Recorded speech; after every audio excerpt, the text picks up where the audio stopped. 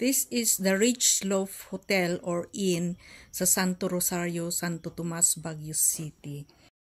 Akalain mong may nakatagong inn pala at saka restauran sa side na ito. Kami ay nag-order ng pagkain kasama si Ateng at inaantay namin ang aming order. So habang inaantay ang aming order, dito muna tayo at ikutin natin yung view dito sa Santo Rosario. Sa taas, yan po ang Dominican, dyan sa kabila, Dominican, papunta doon sa Lourdes Grotto. Ito naman ang Santo Tomas Village. Nang dahil sarak na yon, akala ko sa Sagada. Hindi pala, meron din palang ganito sa Baguio City. Nag-take out kami ng pagkain sa restaurant na to, katabi ng church kung saan kami nag-Sunday service today.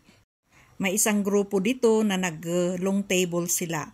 Andun kami sa kabilang table at inaantay namin yung pa-take out na pagkain kasama ang mga magaganda at gwapong anak ng Diyos.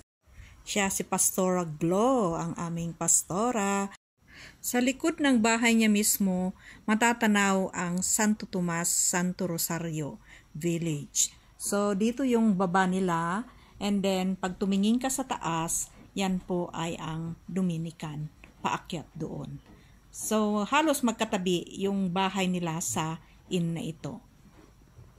Check natin kung ready yung ating pagkain. O ayan, hinahanda na nila. We are 8, so we have 8 meals waiting for us. Kaya sila bumaba dahil kailangan ng ID ng mga senior para may 20% discount naman tayo. 3 senior ang aking mga kasama, so nakatulong dahil nagamit yung kanilang ID sa 20% discount ng aming food.